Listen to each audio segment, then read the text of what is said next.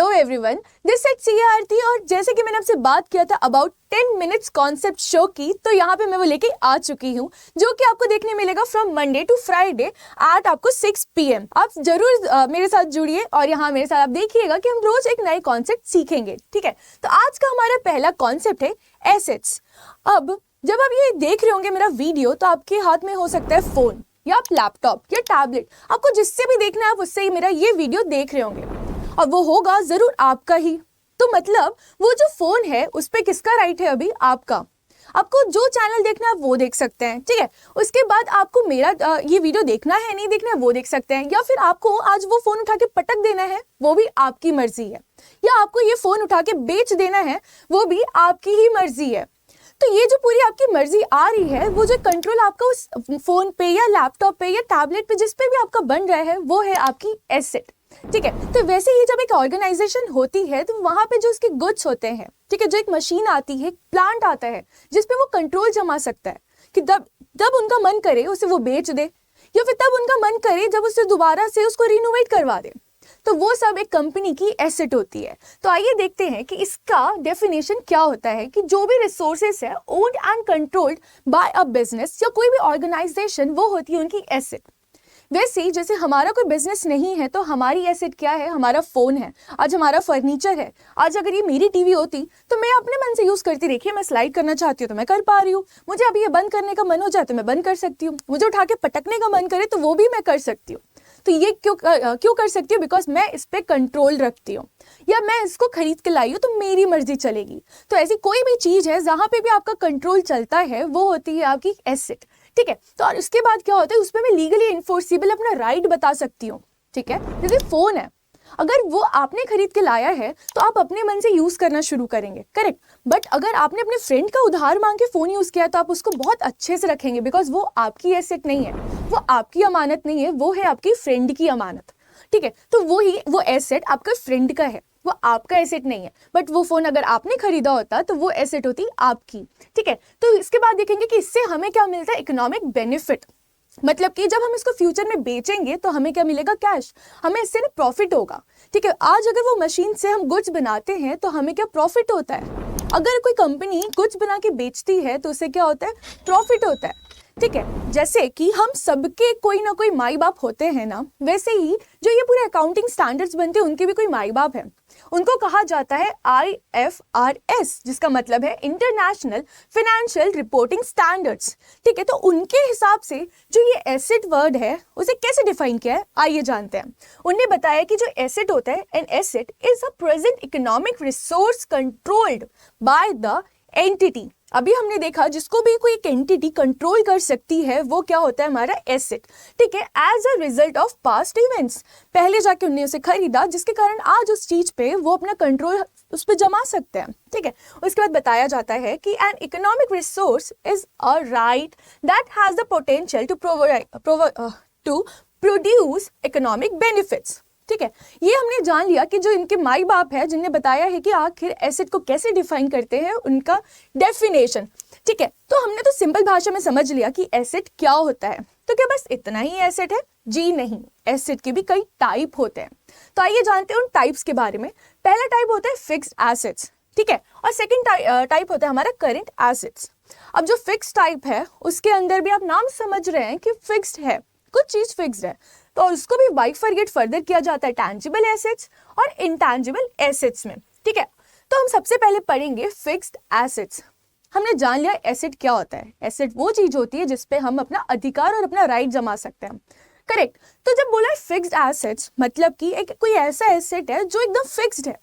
ठीक है, और अगर उसको आप पढ़ेंगे तो लिखा है कि वो लॉन्ग टर्म एसेट होता है, मतलब कि आप उसको सालों साल यूज कर सकते हैं। अगर आज आप वो फोन खरीद के लाए हैं तो ऐसा तो नहीं आप हर 6 महीने या हर 2-3 महीने में फोन बदल रहे हैं। अगर आप ऐसे शौकिया इंसान हैं और आपके पास बहुत पैसे तो बात अलग है, बट जैसे मैं एक नॉर्मल इंसान हूँ, बहुत छोटा मोटा मेरा आमदनी है, तो मैं भाई ऐसे हर 6-7 महीने में नहीं बदल सकती ना फोन। तो अगर आप भी कुछ ऐसे ही फोन लेके आते हैं और 3-4 साल यूज करते हैं तो वो आपका क्या है? फिक्स्ड एसेट है। ठीक है, और आगे बढ़ते हैं कि अगर आप उसको बेचेंगे ना तो आपको क्या होगी? जनरेट करेगी इनकम। अब कभी भी उसे बेचना चाहेंगे तो उससे आपको मिलेगा कुछ कैश, ठीक है, तो वो आपकी हो जाएगी वहाँ पे प्रॉफिट और इनकम। आगे बढ़ते कि उसकी जो यूजफुल लाइफ होती है वो more than 1 ईयर होती है। जैसे कि प्लांट हमने स्टेब्लिश किया और उसमें अगर हम लेके आते हैं क्या पता है क्या मशीन्स वगैरह, तो मशीन्स हम हर 6 महीने में दूसरी नहीं लेके आ जाएंगे कुछ प्रोड्यूस करने के लिए, ठीक है, हम वही मशीन सालों साल तक यूज़ करते हैं। जैसे आपने देखा होगा जब सीमेंट फैक्ट्रीज बनती है तो फैक्ट्रीज हर 3-4 महीने में जाके टूट के दोबारा से रिकंस्ट्रक्ट नहीं किया जाता है ना। वो जो फैक्ट्री बनी है उसके अंदर जो बड़ी बड़ी मशीन्स यूज़ हो रही है वो सालों साल तक चलती रहती है, तब तक कोई न्यू टेक्नोलॉजी या वो बहुत ही खराब ना हो जाए, है ना। तो वो सब होती है हमारी फिक्स्ड एसेट्स, और वो जो एसेट्स है वो can not be easily converted into cash. जैसे आप बात करेंगे अगर आज आपको जाके लेना है क्या लैंड, ठीक है, आपने लैंड खरीद लिया बट हो सकता है आपकी कुछ जो आर्थिक स्थितियां हैं वो खराब हो रही होंगी, आपको समझ नहीं आ रहा और आपको चाहिए थोड़े कैश, तो आप क्या करेंगे वो लैंड को निकाल देंगे बेचने के लिए। बट ऐसे तो नहीं आज आपने बेचने निकाला और कल किसी ने आके खरीद के ले गया, वो बहुत हार्ड होता है। जो फिक्स्ड एसेट्स होते हैं वो इतनी इजीली नहीं बिक पाते हैं, है ना। अगर आपको फोन भी छोटा सा जो आप यूज कर रहे हैं उसे बेचना होगा ना तो आपको बहुत दिन लग जाएंगे, आपको ढूंढना पड़ेगा सही रेट, सही कस्टमर, उसकी वैल्यू, है ना, बहुत बार्गेनिंग करेंगे, हर जगह से पता लगाएंगे, तब जाके वो कन्वर्ट हो पाएगा किस पे, कैश में। तो आइए जानते हैं इसके एग्जाम्पल्स, जैसे प्रॉपर्टी, प्लांट और जो भी इक्विपमेंट्स होते हैं, और जैसे लैंड और पेटेंट। अब जैसे मैंने यहाँ एग्जाम्पल दिया तो आपने देखा कि ठीक है हमने बात कर लिया कोई प्रॉपर्टी, ठीक है, या हमने बात कर लिया कोई प्लांट की, जैसे या फिर कोई इक्विपमेंट, लैंड, पर पेटेंट, पेटेंट क्या कैसे फिक्स्ड एसेट हो सकता है, उसे तो हम देख नहीं सकते, उसे तो हम जान नहीं सकते, वो तो हमारा कोई प्रूफ ही नहीं बताता है।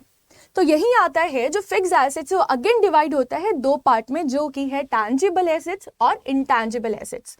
टैंजिबल एसेट्स वो होते हैं जिसको आप टच कर सकते हैं, ठीक है, जिसको आप देख सकते हैं, तो वो होती है जैसे हमारे लैंड, बिल्डिंग, मशीनरीज वगैरह, जैसे आप ये फोटो देख सकते हैं, है ना। तो ये आप जब मशीन को देखने भी जाएंगे तो वहां पे आपको ये मशीन रखी हुई दिखेगी कि एक साइड से आप रॉ मटेरियल डाल रहे हैं और दूसरी साइड से कोई फिक्स गुड्स निकल रहा है ना। तो आइए पढ़ते, लिखा है कि इसका जो टैंजिबल एसेट होता है is an asset that has a physical existence, आप उसे देख सकते हैं, ठीक है, और इसके एग्जांपल्स भी हमने देख लिए। अब वही बात अगर हम इनटैंजिबल एसेट्स की करते हैं तो ये कैसे होता है, ये does not possess a physical existence. जैसे एग्जांपल हो गया हमारा पेटेंट, अगर आज आपने कोई फैक्ट्री डाली है और वहां पे आपका बहुत अच्छा से प्रोडक्शन हुआ, बहुत प्रॉफिट होना शुरू हो गया, ठीक है, तो आप धीरे से क्या करोगे, उस फैक्ट्री का जो भी आपने नाम रखा होगा उससे क्या रजिस्टर करवा लोगे। जैसे आज एक टाटा ग्रुप्स है और अगर टाटा ग्रुप इतना ऊपर पहुंच पाया है तो मतलब उनने अपना नाम कहीं रजिस्टर करवाया है, वरना ऐसे में तो कोई भी उनका नाम यूज करके कुछ काम कर सकता है। तो उनने उसको रजिस्टर करवाया, पेटेंट लिया होगा, उसमें गुडविल बनवाई होगी, वो सब चीजें वो दिख नहीं रही है हमें, उनकी जो ब्रांड वैल्यू है वो सब दिख नहीं रही है, बट वो सब हमें पता है, ठीक है। तो वो सब होते हैं हमारे इनटैंजिबल फिक्स्ड एसेट्स, ठीक है। तो एग्जांपल देख लीजिए कि goodwill, copyright, brand recognition etcetera, ठीक है। तो यहाँ पे हमने जान चुका है कि कितने टाइप के हमारे फिक्स्ड एसेट्स होते हैं। अब अगर आप आगे बात करेंगे कि एक तो फिक्स्ड हो गए, तो बस फिक्स्ड एसेट से तो हमारा जो बिजनेस हमने डाला है वो चलेगा तो नहीं, कुछ हमें रोज बेचना खरीदना पड़ेगा।